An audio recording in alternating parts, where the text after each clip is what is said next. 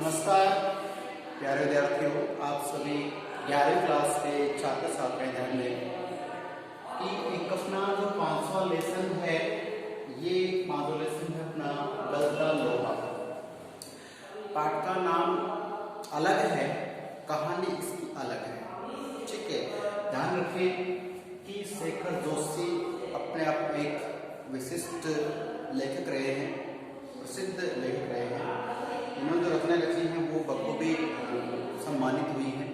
तो ध्यान रखें कि जो गलता लोहा के लेखक है शेखर जोशी, ये अपने प्रत्येक लेख में इतनी ताबड़तोड़ शक्ति या इतना एक अच्छा अद्भुत पराक्रम दिखाते हैं कि उस कहानी को पढ़ने के बाद समाज का जो तबका है, समाज के जो लोग हैं, उनकी बुद्धि में अवश्य बदलाव आता है। तो प्यारे बच्चों, आज हम पढ़ रहे हैं गलता लोहा। तो गलता लोहा, अब देखिए कई बार क्या होता है कि पाठ के नाम से कहानी का हमें कुछ समझ में आ जाता है, इसमें नहीं आने वाला। तो कहानी चली गई फ्लैशबैक में। तो फ्लैशबैक आप समझते हैं कि दो दोस्त मिलते हैं, मिलने के बाद क्या होता है कि वो अपनी पहले की बातों को याद करेंगे और पूर्व बातों को याद करेंगे। तो फिर वो डूब जाते हैं अपने पहले की जिंदगी में, हम क्या थे, कैसे थे, क्यों थे, क्या बनने निकले थे, क्या बन गए। तो प्यारे बच्चों, बहुत इंटरेस्टिंग कहानी है। आपके पास पुस्तक अवेलेबल है, मुझे मालूम है। तो कुछ ऐसे महान भी होते हैं कि अब तक पुस्तक नहीं खरीदी है। खैर, वो आपकी सोच समझ है, क्यों नहीं खरीदी है मैं कारण भी नहीं जानता, लेकिन प्लीज मेरा एक आपसे निवेदन है, आप अपनी पुस्तक बुक्स ले लें कहीं भी दुकान से, क्योंकि 11वीं क्लास का जो कोर्स बदल चुका है, 11वीं 12वीं का बदल चुका है। तो पहले वाली सेकेंड हैंड बुक से काम नहीं चलने वाला। तो प्लीज थोड़ा सा कष्ट करें, पुस्तक नहीं खरीदी तो खरीद लें, क्योंकि पद्य में तो मैं आपने दोहा लिखा और मैंने आपको समझा दिया। अब गद्य में लंबे लंबे पाठ है, कहानी है, उनका मैं सिर्फ आपको पाठ साफ समझा सकता हूँ, उस कहानी को वैसे समझा सकता हूँ, बता सकता हूँ, लेकिन पूरे पाठ पढ़ के यहाँ पे बता पाना संभव नहीं है और वीडियो लंबा हो जाएगा, फिर आपको भी बोरियत महसूस होती है। सो प्लीज, आप रिक्वेस्ट आपसे कि आप बुक्स खरीद लें और बुक्स में अपनी जो कहानी है, जो ये पाठ है गलता लोहा, इसको पढ़ें। तो इसको नहीं सभी को पढ़ना, लेकिन जब पुस्तक एकदम पढ़ोगे तो आप देखेंगे कि बहुत अच्छा इसमें एक मैसेज है।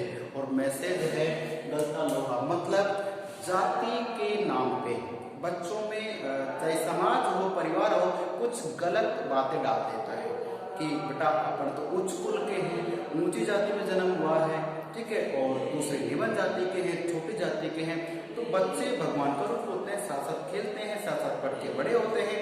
उन आपस में खेलने वाले बच्चों के दिमाग में परिवार या समाज के लोग या परिपाटी ऐसा एक डाल देती है गलत नियम कि ये छोटी जाति का है, ये उच्च जाति का है और हम बड़े हैं।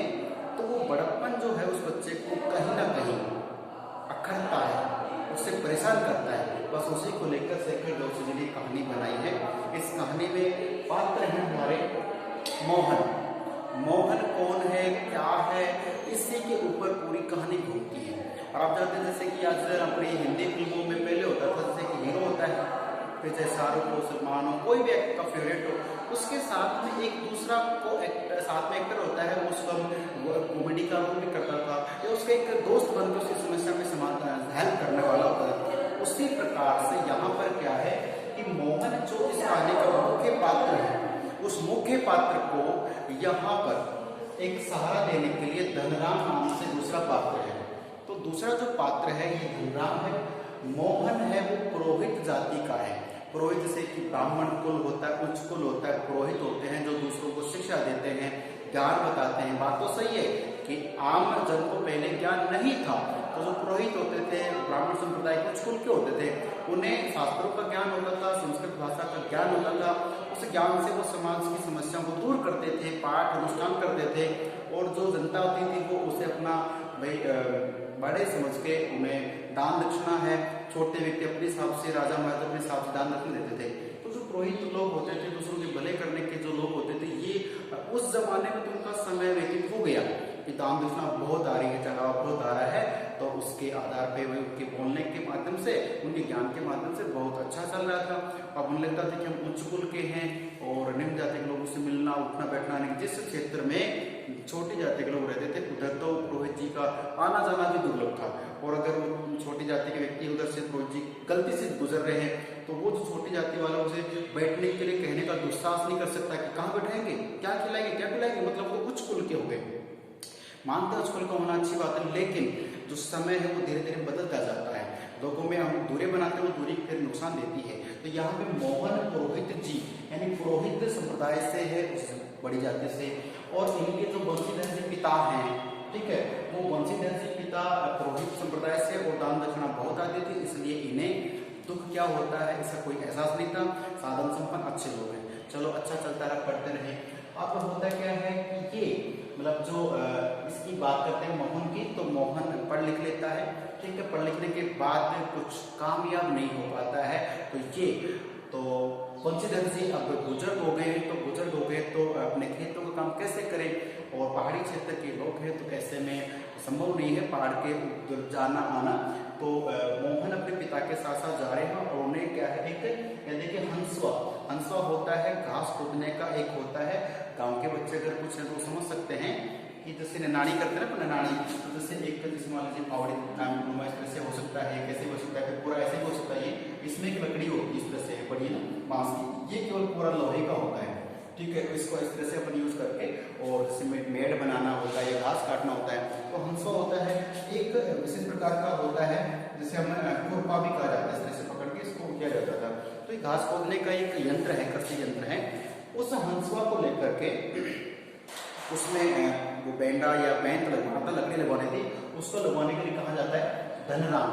तो मोहन का नाम तो ठीक है, मोहन, धनराम को धनवा कहा जाता है, और ये जो धनवा है ये क्या करता है, ये लोहार का बेटा है, लोहार का नाम है गंगाराम, क्या नाम है, गंगाराम, लोहार का नाम है, गंगाराम लोहार का ये बेटा है, और मोहन का सहपाठी भी ध्यान रखना है, आपस में मित्र हैं, दोनों पढ़ते थे उस समय की बात अलग है, लेकिन आज मोहन जो है वो हंसवा लेकर के अपने पिता की सहायता करने के लिए, हंसवा वो ठीक नहीं करा पाए, ये जाता है, वो कहाँ जाता है, धनराम के पास जाता है, ठेल लेता था, तो उनका एक जो वर्कशॉप कहीं घर के कारखाना कहीं उस जमाने के हिसाब से, तो निहाई, इसको देखा निहाई, जिसपे एक लोहे की बहुत मोटी स्तंभ होता है, उसके ऊपर किसी दूसरी वस्तु को रख के ठीक किया जाता था, उसे निहाई कहते हैं।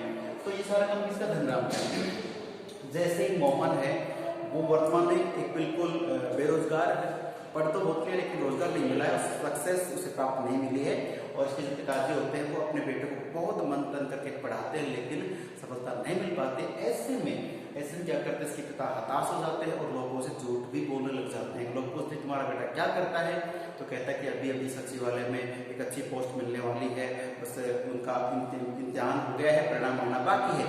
सब लोगों से इस तरह से छुपाते और वो थक जाते हैं, कमजोर पड़ जाते हैं।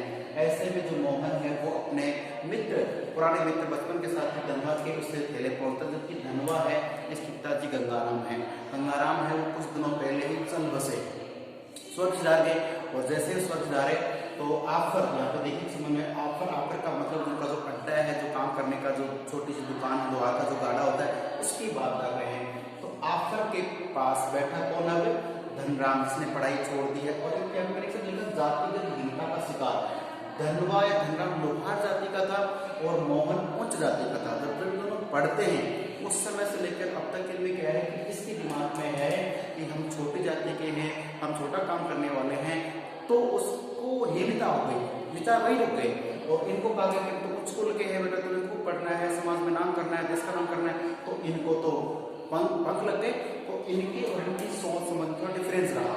हाँ, ये बात अलग है कि किस्मत किसको कहाँ ले जाती है, मेहनत किसको कहाँ ले जाती है, तो वो अंत में देखेंगे। अभी आपको समझना है कि मोहन जो वंशीधर का पुत्र है, पुरोहित जी का बेटा है, जो उच्च कुल में जन्म ले लेता है, और अंत में उसे धंधा पानी नहीं मिलने के कारण से और जो दान दक्षिणा बंद होने के कारण से क्या स्थिति होती है, धनराम जो लोहार का पुत्र है, गंगाराम का पुत्र है, गंगाराम का चल बसे हैं, और अब उनका जो धंधा पानी है ये संभालते हैं, और इनको जातिगत के आधार पर हीनता है, छोटी जाति की बात होने से इसका विचार अलग है। और हंसवा जो एक यंत्र है उसको लेकर और मोहन पहुंचते धनवा के पास में। अब जैसे ही दोनों मिलते हैं तो मोहन कहता है भैया धनीराम कैसे हो। फिर इन दोनों मित्रों को एक दूसरे की याद आती है, और इन दोनों का एक, जब ये बच्चे में पढ़ते थे तो इनका एक गुरु जी थे, टीचर थे, जिनका नाम था मास्टर त्रिलोक सिंह की याद आती है। कि गोपाल सिंह की चाय की दुकान होती थी, वहाँ चाय की दुकान के पास हुक्का वगैरह खींच करके मास्टर त्रिलोक जी हैं वो यहाँ पहुँचते, फिर पहुँचते कि भाई मोहन नहीं आया क्या, इस तरह बातें से चलती। तो कहने का मतलब मास्टर त्रिलोक जी के एक गुरु जी हैं और वो गुरु जी बच्चों को पढ़ाते थे। और पढ़ाई का भी बहुत अच्छा मैं आपको वाक्य बताने वाला हूँ कि जो मोहन है ये थोड़ा सा होशियार था, मॉनिटर था क्लास का, और जो धनवा है ये बेचारा थोड़ा कमजोर था। कमजोर इतना था कि इसको क्या था कि एक बार मास्टर जी ने पूछ लिया कि खड़े हो पहाड़े सुनाओ, तो उसने कहा कि सर कौन सा, कि 13 का पढ़ा। उसने उसका कौन सा पढ़ा पूछा, 13 का टेबल 13 का पढ़ा सुनने के लिए बोला। अब इन पैसा की कंडीशन अपने जैसी क्या हुआ, 12 तक की टेबल 12 तक के पढ़े जैसे तैसे करके याद कर लिए, 13वां पढ़ा आता नहीं था। क्या बोलते हैं 13 एकम 13, 13 दूनी 24, गलत हो गया ना। तो फिर इनको क्या होता है संटी। संटी का मतलब होता है एक लकड़ी, पतली सी लकड़ी होती है। तो जैसे पहले क्या होता था, गुरुजी सरकारी स्कूल में मैटर होता था कि ऐसे बच्चा खड़ा है पढ़ा रहा है, फिर बच्चा ऐसे खड़ा है, टीचर साइड में खड़े रहते थे और गलत बोलते जोर से मारते थे, बताते हो नहीं कब पीटेंगे। तो संटी होती है उसके पैरों में मारते भयंकर, पहले आधे कपड़े तो पहनते निक्कर वगैरह, तो भयंकर पिंडलियों को लगती है, बहुत भयंकर दर्द होता है। 13 दूनी 24 बोलते भयंकर संटी पड़ती है और एक मारते संटी टूट जाती है। अब क्या होता था कि पहले के टीचर्स का एक रुतबा था, तो मास्टर लोग का तो अलग ही तरीका था सजा देने का। जिस बच्चे ने गलती की है उसको ही बोलते जा बाहर नाले के पास और अपने लिए संटी तोड़ के ला, डंडा तोड़ के ला, बढ़िया सा। अब सोचो कि भाई जिसको सजा मिले उसे खुद ही लकड़ी लेके आनी है, तो बड़ी मनपसंद लकड़ी लेके आते हैं, हल्की छोटी बड़ी है ना, चलो ठीक उससे पीटते थे।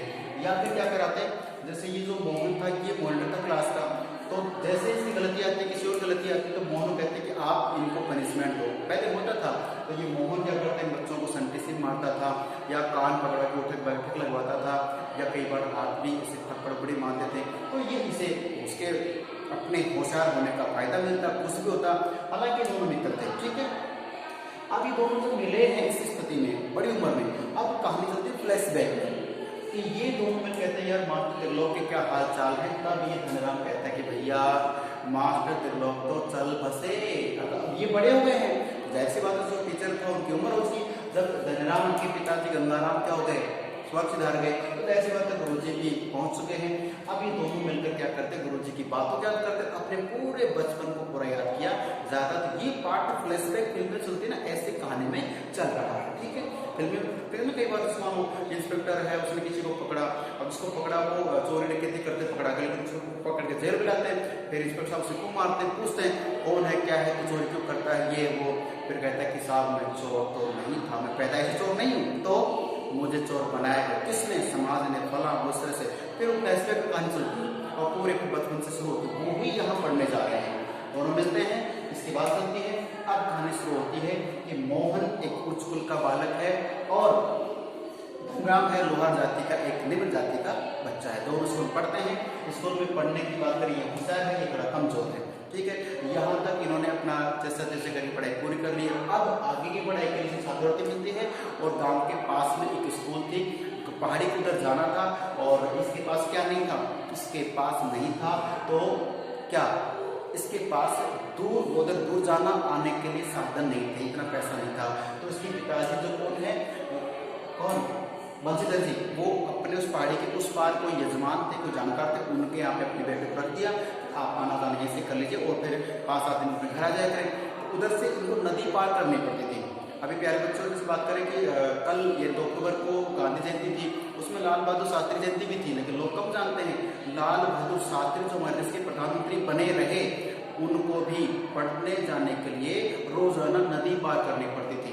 सोचो रोजाना समस्या से गुजरना और फिर भी इतनी बड़ी उपलब्धि हासिल करना, ये होती है भूख, ये होती है जिज्ञासा कि कुछ कर गुजर करने की ललक होती है। हम लोग कि सर कितना वीडियो बनाओगे, वीडियो भी पूरा नहीं देख पाते हैं, तो ये फिर वही रिजल्ट वैसा था हमारा, ठीक है। थोड़ा सा लंबा बड़ा सोचो, ठीक है। तो बात करते हैं कि इसको नदी पार करनी पड़ती थी, ऐसे में क्या हुआ, ये कुछ दिनों तक तो चलता रहा। क्या करते, नदी के पास जाके बाकी लोग नदी क्रॉस करते गुजरते, उसी समय ये उनके साथ साथ क्रॉस करते। एक दिन बहुत भयंकर पानी आया, नदी में बहुत भयंकर बारिश के चक्कर से, तो नदी में वहाँ पर डूबते डूबते बचे। और ये घटना जब इनके पिताजी को पता चली तो इन्होंने अपने बेटे को वापस बुला लिया। तो जैसे तैसे करके वहाँ तो पास हो जाते, उसके बाद इनकी पढ़ाई कुछ समय के लिए रोक दी जाती है, ठीक है। इधर ये बेचारे पिताजी तो शांत हो गए, क्या करें, ये अपने पिताजी का ही जो ऑफर है अर्थात जो दुकान है, जो धंधा है, उसको संभाल लेते हैं और ये काम में लग गए और ये पढ़ाई छोड़ के बैठते हैं। अब ये पढ़ाई वापस शुरू करते हैं, किसके माध्यम से करते हैं, देखिए यहाँ पे ये बात करूँगा रमेश की। रमेश क्या है, ये इन्हीं की बिरादरी के समाज का एक संपन्न परिवार का संपन्न युवक है जो लखनऊ में रहता है, कोई बढ़िया अच्छा बिजनेस कंपनी में काम करता है। अब रमेश जो है गांव आया हुआ छुट्टियों में और रमेश से मिलते हैं कौन, बंचले से मिलते हैं। तो रमेश पूछ रहे थे कि आपका बेटा कहाँ पढ़ रहा है, कितना पढ़ रहा है, तो बंचले अपने बेटे को पढ़ाने में बहुत अच्छा सपोर्ट करते थे। जब ये बच्चा नदी पार करके थका हुआ हरा आता ना, तो कहते हैं कि बेटा विद्या वैसनी मतलब कि जो बच्चे पढ़ाई को देवी मान के पढ़ाई पढ़ते हैं, मेहनत करते हैं, वो सफल होते हैं, ऐसे रोजाना उससे मोटिवेट किया करते थे। ठीक है, तो रमेश ने जब इसके चर्चे सुने तो रमेश सोचा कि काश अपना बिरादरी का है अपन पास रख लेंगे तो क्या होगा, बच्चे का कुछ लक्ष्य साथ में हो जाएगा, बच्चा पढ़ लेगा। तो रमेश क्या करते हैं, मोहन को अपने साथ लखनऊ ले जाते हैं, कहते हैं अरे भाई कोई बात नहीं, जहाँ पे 4 सदस्य खाना खाते हैं 5 खा लेंगे। तो रमेश जो है मोहन को अपने साथ लखनऊ ले गए पढ़ाने के लिए, लेकिन अब इसकी उल्टे की शुरू होती, वहाँ इसको पढ़ाई तो कराते थे लेकिन पढ़ाई के अलावा क्या क्या इसे छोटे छोटे काम करने पड़े, मजबूरियों का सामना करना पड़ा। वही इस पाठ की एक रीड है, किसी बच्चे के साथ रिश्तेदार या जो पड़ोस के लोग होते हैं वो किस तरह का बिहेव करते हैं, बच्चे को क्या चाहिए और उसे क्या मिलता है, ये दिलचस्पी बनाए रखिए। तब तक मैं आपको अगले वीडियो लेके चलता हूँ, अगला वीडियो बनेगा कुछ समय बाद। तब तक आप इस मोहन की जो घटना है उसको यहीं पे विराम देते हैं, आज का एपिसोड यहीं तक है, कल मिलते हैं, ठीक है। तब तक के लिए नमस्कार, धन्यवाद, सुरक्षित रहे, पढ़ते रहे।